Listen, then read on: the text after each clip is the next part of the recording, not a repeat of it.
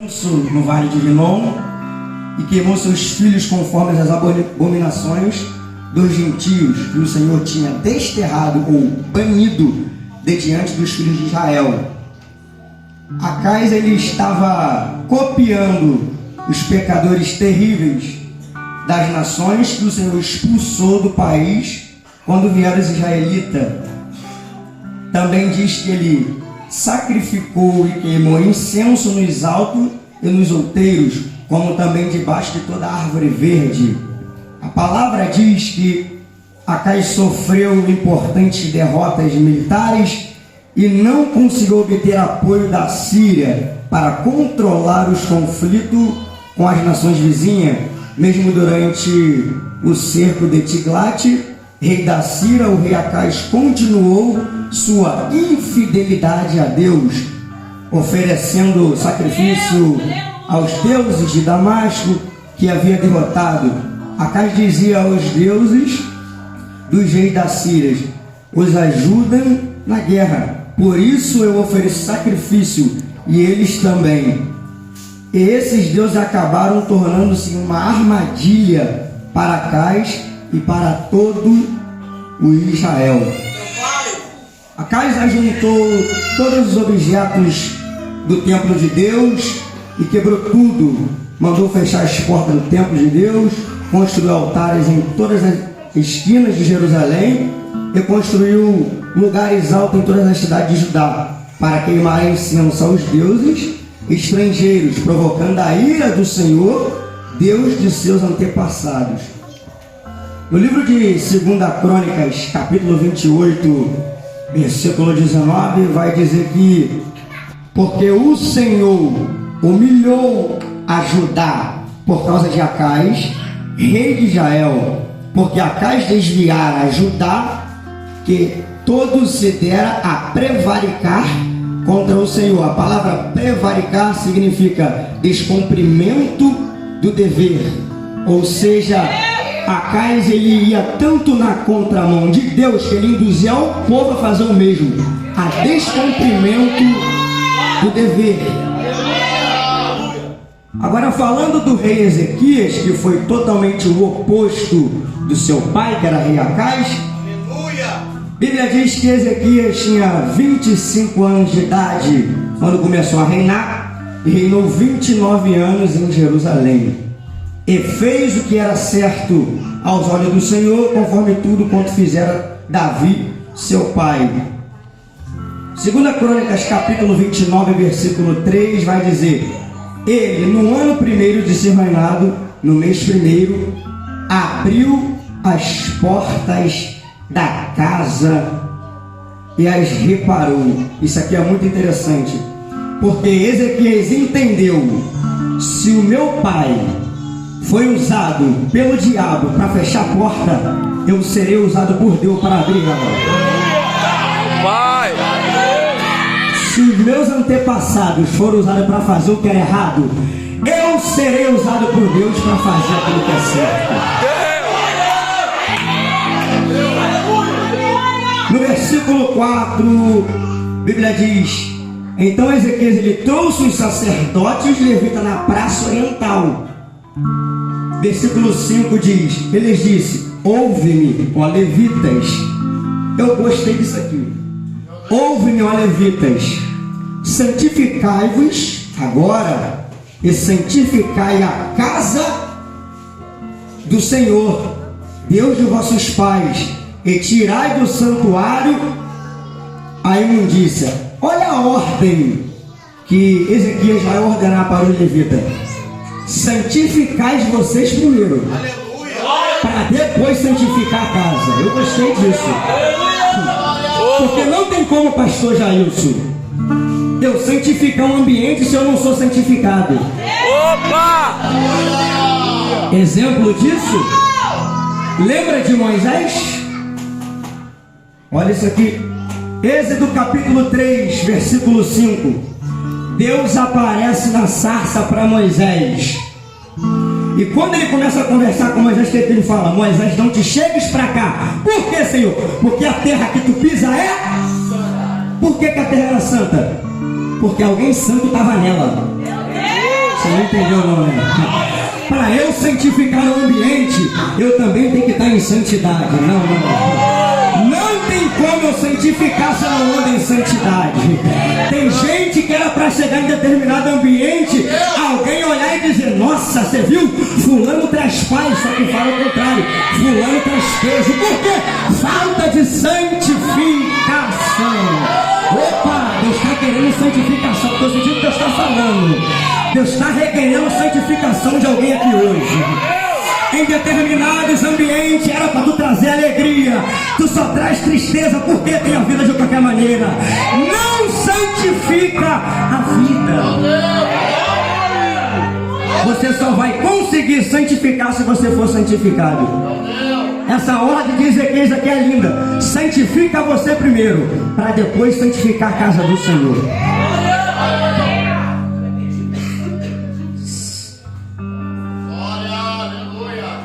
Aí ele vai dizer: tirai do santuário a imundícia. Ele diz: santifica você primeiro, depois diz: santifica a casa do Senhor, e tirai do santuário as imundícias. Por que ele vai dizer que para tirar do santuário a imundícia? Porque Ezequiel sabia que seu pai não foi bem no seu reinado e fez muitas baboseiras, muitas imundícias e muita sujeira. É por isso que Ezequiel vai falar: limpai também, tirar do santuário as imundícias. E o que era o santuário? Lugar de sacrifício e adoração a Deus. Porque Ezequiel entendeu que não tem como sacrificar e adorar aonde tem sujeira. É por isso que tem gente que vem pra cá, entra do mesmo jeito e sai do mesmo jeito. Porque o santuário está com imundícia, meu filho. Tem sujeira aí.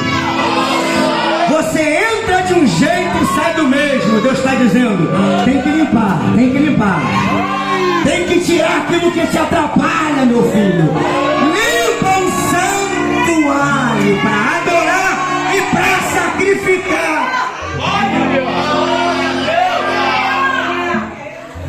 Segunda Crônicas, capítulo 29, versículo 11. Vai dizer: agora, filhos meus, não sejais negligentes, pois o Senhor vos tem escolhido para estardes diante dele, para o servirdes e para serdes seus ministros, e para queimar incenso. Lá em Provérbios, capítulo 18, versículo 9, concernente ao que o capítulo 29, 11 diz sobre negligência, em Provérbios capítulo 18, versículo 9 vai dizer: também o negligente na sua obra é irmão do desperdiçador. Eu gostei disso.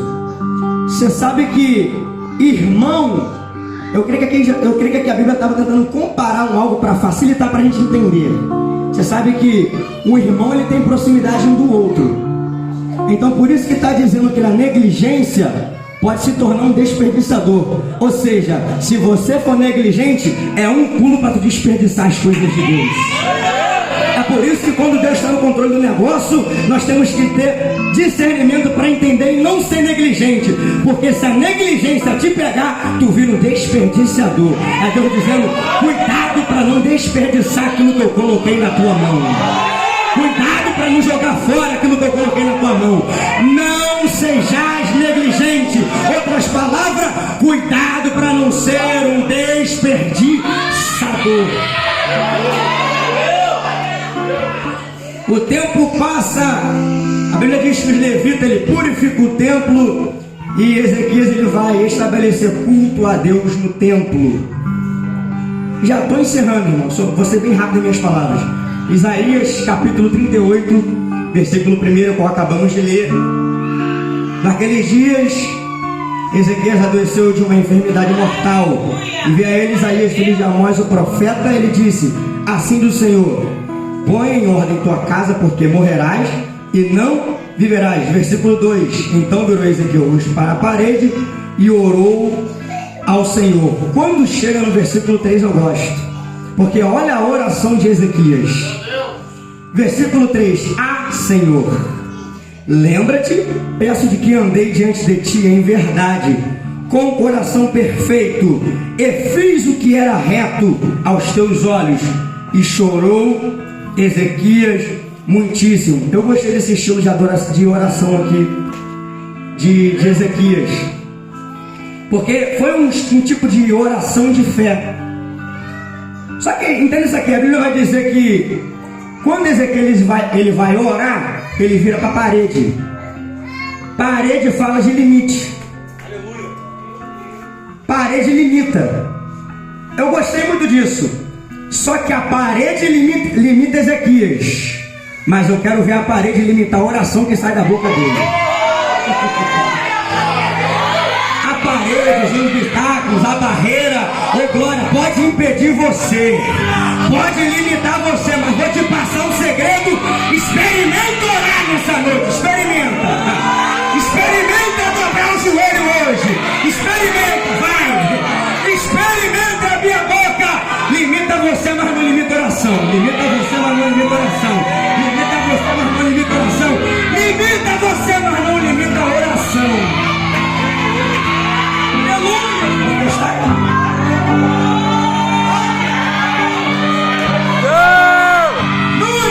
Sebe Calamandaraia. Ah, não, tem gente que ora, que tem, não, deixa eu ver, tem crente que ora, que tem. Hoje, em nome de Jesus, o limite vai cair por terra, vai. Hoje, em nome de Jesus, essa barra, aí vai. Trava você, mas não vai travar da oração, não vai não, vai. Calamandaraia.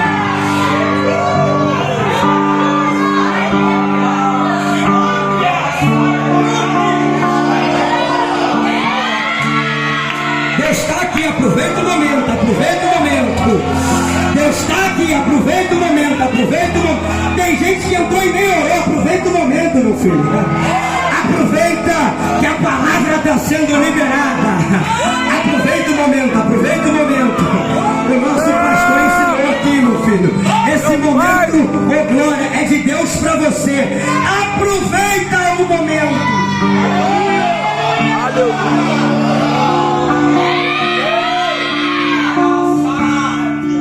Ezequias faz uma oração de fé.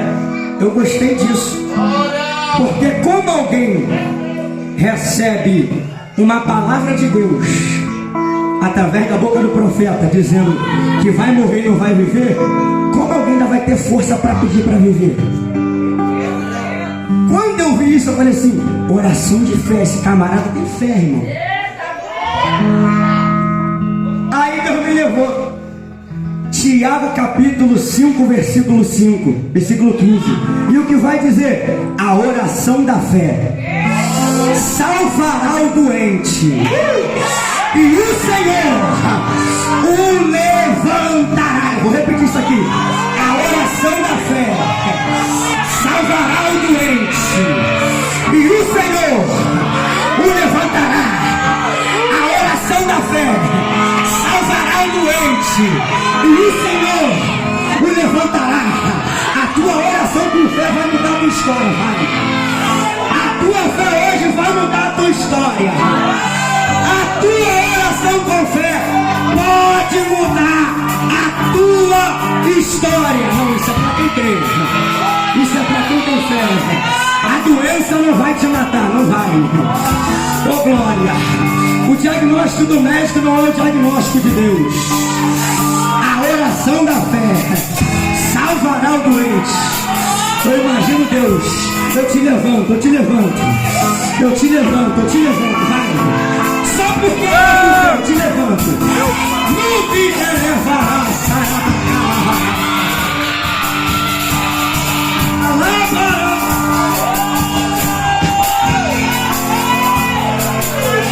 Tem crente que ora com fé ainda? Tem. Tem crente que ora com fé ainda? Tem. Encerrei aqui Tiago capítulo 5, versículo 16. A oração do justo pode muito, pode muito, pode muito. em seus efeitos. A oração do justo pode muito em seus efeitos. Puxa lá quem foi Ezequias.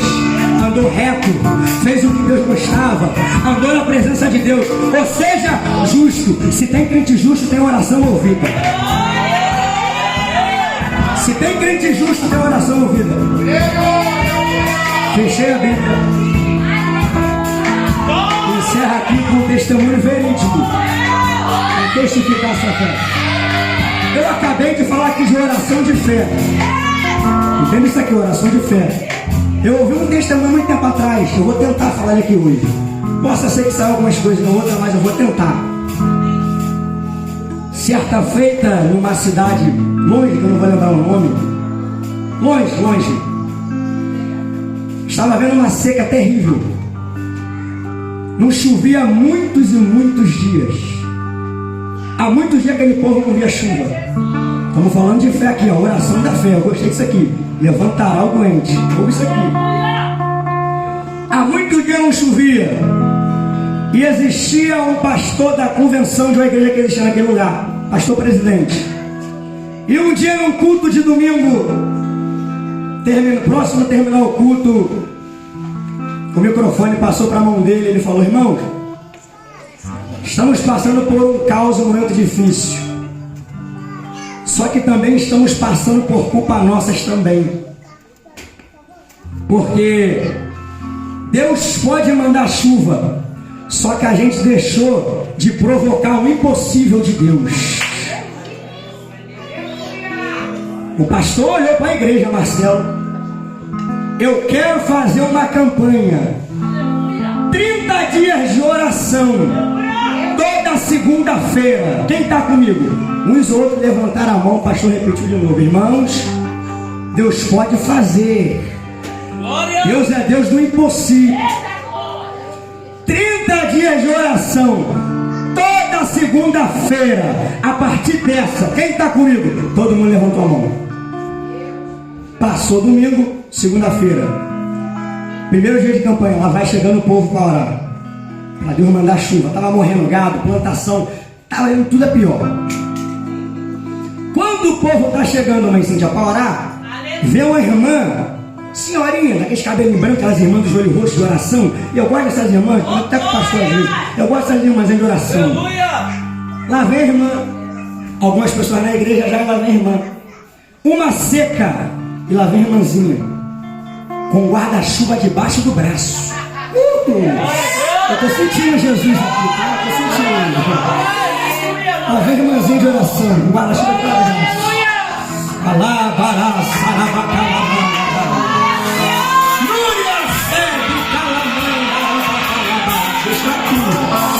Deus está aqui. Quando a irmãzinha entra, o povo começa a olhar e fala assim: tu é doida? Tu é maluca? Ela olhou, pegou o guarda-chuva, botou atrás da porta. Ela voltou e falou assim: doida, maluca, por quê?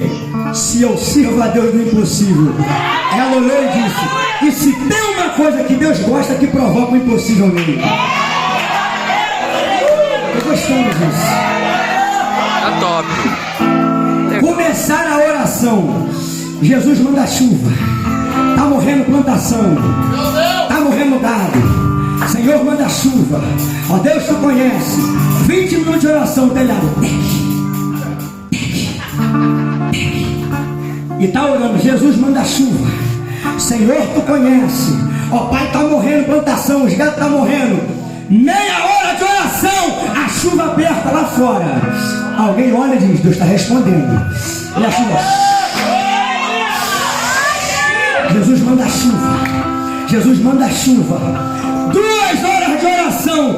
Quando levantaram e olharam para fora, o evangelista Paulo, um toró caindo lá de fora. Aquela senhorinha levantou, cheia de Deus. Calamandaraia. Foi lá atrás, pegou o guarda-chuva. Ninguém levou o guarda-chuva, só ela. Abriu o guarda-chuva, pastor. Foi lá pro lado de fora. E o que ela falou? Começou a gritar: eu não falei que Deus faz. Eu não falei que Deus faz. Eu não falei que Deus faz. Eu não falei. Deus pode mudar o impossível, pessoal.